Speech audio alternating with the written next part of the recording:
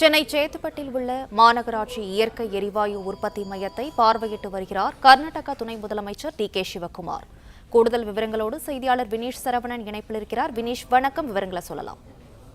சென்னையில் மேற்கொள்ளப்பட்டு வரும் திடக்கல்வி மேலாண்மை குறித்து ஒரு நாள் பயணமாக ஆய்வு மேற்கொள்வதற்காக கர்நாடக துணை முதலமைச்சர் டி. கே. சிவக்குமார் சென்னை வந்திருக்கிறார்.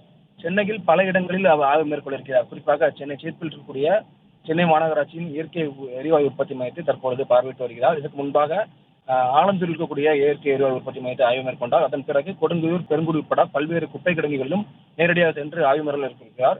சென்னையை போன்று பெங்களூரிலும் திடக்கல்வி மேலாண்மை திட்டம் செயல்படுத்தப்படும் என கடந்த ஆண்டு டி. கே. சிவக்குமார் அவர்கள் அறிவித்திருந்தார். அதன் அடிப்படையில் தான் தற்பொழுது பெங்களூரு மாநகராட்சியினுடைய உயர் அதிகாரிகள் அலுவலர்களோடு தற்பொழுது டி. கே. சிவக்குமார் அவர்கள் பார்வையிட்டு வருகிறார். சென்னை மாநகராட்சியை பொறுத்தவரை அங்கு உற்பத்தியாகக்கூடிய காய்கறிகள், பழங்கள், ஒட்டுமொத்தமாக உற்பத்தியாகக்கூடிய கழிவுகள் மூலமாக 100 டன் பெற்று அதை ஒதுக்கி வைத்து 10,000 மீட்டர் கியூப் பயோகேஸ் பெற்று அதிலிருந்து 4,800 கிலோ பியூரிஃபைடு இயற்கை எரிவாயு மூலமாக பல்வேறு இயற்கை எரிவாயு மையங்கள் சென்னை மாநகராட்சியால் மேற்கொள்ளப்பட்டு வருகிறது.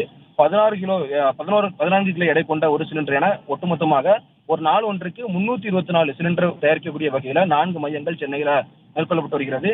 தற்போது வரை இங்கு மேற்கொள்ளப்படக்கூடிய இந்த எரிவாயு சிலிண்டர் மூலமாக பல்வேறு தனியார் உணவு நிறுவனங்களுக்கும் விற்பனை செய்யப்படுகிறது. அதன் அடிப்படையில் தான் சென்னையை போன்று பெங்களூரிலும் இந்த திட்டத்தை செயல்படுத்துவதற்காக தனியார் நிறுவனத்துடன் இணைந்து இந்த உற்பத்தி மையத்தை சென்னை மாநகராட்சி மேற்கொண்டு வருகிறார்கள். அதனுடைய செயல்பாடுகள், வடிவமைப்பு, ஒவ்வொரு நாளொன்றுக்கு எத்தனை திடக்கழிவுகள் இங்கே கையாளப்படுகிறது, எரிவாயு சிலிண்டருடைய உற்பத்தி உட்பட பல்வேறு அம்சங்களை பார்வையிட்டு வருவதற்காகவே பெங்களூரு உயரதிகளுடன் கர்நாடக துணை முதலமைச்சர் டி. கே. சிவக்குமார் அவர்கள் தற்பொழுது இந்த பணியை மேற்கொண்டு வருகிறார். குறிப்பாக சென்னையை பொறுத்தவரை 1,40,000 கிலோ எடையிலான மட்கும் குப்பையை தினசரியாக கையாண்டு வருகிறார்கள். சென்னையின் முதல் மண்டலம் முதல் 8வது மண்டலம் வரை ஒரு மையம் அடிப்படையில் கிட்டத்தட்ட 4 மையங்கள் சென்னையின் பல இடங்களிலும் செயல்பட்டு வருகிறது. இயற்கை திடக்கழிவுகள் மூலமாகவே இயற்கை எரிவாயு எவ்வாறு உற்பத்தி செய்யப்படுகிறது, அதனுடைய வடிவமைப்பு, சிறப்பம்சங்கள் குறித்து எடுத்துரைப்பதற்காக சென்னை மாநகராட்சியுடைய அதிகாரிகள் அலுவலர்களோடு பயணித்து தற்பொழுது இந்த ஆய்வை டி. கே. சிவக்குமார் அவர்கள் பார்வையிட்டு வருகிறார். விவரங்களுக்கு நன்றி வினீஷ் சரவணன். வணக்கம். Sorry, I'm not able to speak in Tamil. Today I came to Chennai with the team of about more than 15 officers to Chennai to visit the solid waste management and how is the bulk waste generation and how gas is being produced, CNG is being produced. I think I've been hearing about it from last 1 year. I was supposed to come, but I thought that I will visit today. I have seen my officers also was very impressed about the cleaning facility which has been going on in Chennai. So I would like to congratulate the government and the entire team. They have done a different approach, which is a good learning process for all of us, so that we will also try to improve our something we also have taken forward, but still a lot of things to learn. So I thought that I will come here. So there are some procedures what we are doing from. We are trying to generate some power. Now the days have come, no waste to energy. Now it is only the gas which is the main issue in the entire country. So I thought that Chennai is also a model. So we came to study the Chennai model. So the Karnataka has proposed to construct the Meghadutu. What is your stand on that? The Karnataka government has proposed to construct the Meghadutu dam project, and Tamil Nadu is opposing that. What is your stand on that? No, I don't want to discuss about Meghadutu now. Rain gods are helped us, both the states. Let good sense prevail upon Tamil Nadu people also.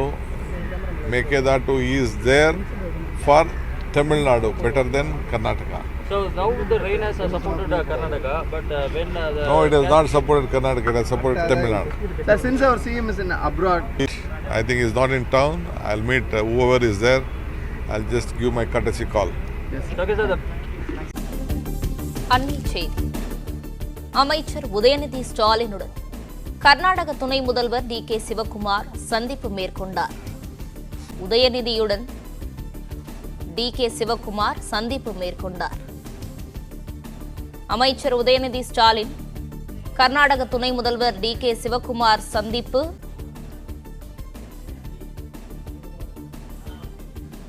அண்மை செய்தியாக பார்த்து வருகிறோம்.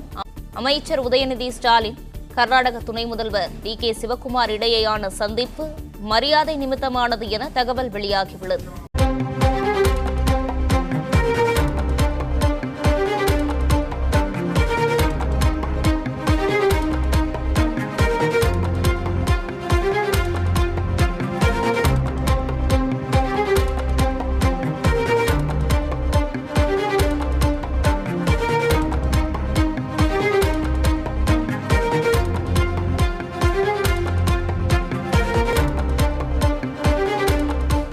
செய்தி அஷ்யூரன்ட் நிறுவனத்துடன் இந்தியாவின் முதல் உலகளாவிய திறன் மையத்தை சென்னையில் அமைத்திட புரிந்துணர்வு ஒப்பந்தமானது மேற்கொள்ளப்பட்டிருக்கிறது. இது பற்றிய மேலும் விவரங்களை செய்தியாளர் பாஸ்கர் கூற கேட்கலாம். வணக்கம் பாஸ்கரன், இந்த அஷ்யூரன்ட் நிறுவனத்தின் பயன் என்ன? மேலும் சென்னையில் அமைக்கப்படக்கூடிய இந்த நிறுவனத்தின் மூலமாக தமிழகத்திற்கு என்ன பலன் கிடைக்கக்கூடும்? சான் பிரான்சிஸ்கோவிலிருந்து சிகாகோ சென்றிருக்கக்கூடிய தமிழக முதலமைச்சர் மு.க. ஸ்டாலின் முன்னிலையில அஷ்யூரன்ட் நிறுவனத்தோடு இந்தியாவினுடைய முதல் உலகளாவிய திறன் மையத்தை ஜிசிசி அப்படிங்கக்கூடிய மையம் சென்னையில அமைப்பதற்குண்டான புரிந்துணர்வு ஒப்பந்தம் முதலமைச்சர் முன்னிலையில கையெழுத்தாகி இருக்கிறது. இந்த புரிந்துணர்வு ஒப்பந்தங்கள் எல்லாம் கையெழுத்தாகி இருக்கிறது. இந்த நிறுவனத்தின் மூலமாக திறன் மையங்கள் அமைக்கப்படும் போது அங்க இருக்கக்கூடிய இளைஞர்களுக்கு வேலை வாய்ப்பு என்பதும், அதே நேரத்தில் திறன் பயிற்சி மையம் என்பதும் அவர்களுக்கு வழங்கப்படும். ஸ்கில் டெவலப்மெண்ட் அடிப்படையில வழங்கப்படும். ஏற்கனவே கூகுள் நிறுவனத்தோடு லேப் அமைப்பதற்குண்டான ஒப்பந்தம் என்பது கையெழுத்தாகி இருந்தது சான் பிரான்சிஸ்கோல. அதனுடைய தொடர்ச்சியாக தற்போது சிகாகோ சென்றிருக்கக்கூடிய தமிழக முதலமைச்சர் முன்னிலையில திறன் மையம் அமைப்பதற்குண்டான நடவடிக்கையாக இந்தியாவினுடைய முதல் திறன் மையம் என்பது ஜிசி என்பது அஷ்யூரன்ட் நிறுவனம் அமைக்கப்பட உள்ளது. அதற்கு உண்டான புரிந்துணர்வு ஒப்பந்தம் என்பது கையெழுத்தாகி இருக்கிறது. இந்த நிறுவனத்தின் மூலம் உலகளாவிய திறன் என்பதும் அதே போல ஸ்கில் டெவலப்மெண்ட் என்பதும் மேற்கொள்ளப்படும். இது இளைஞர்களுக்கு பெரிய உதவியாக இருக்கும்.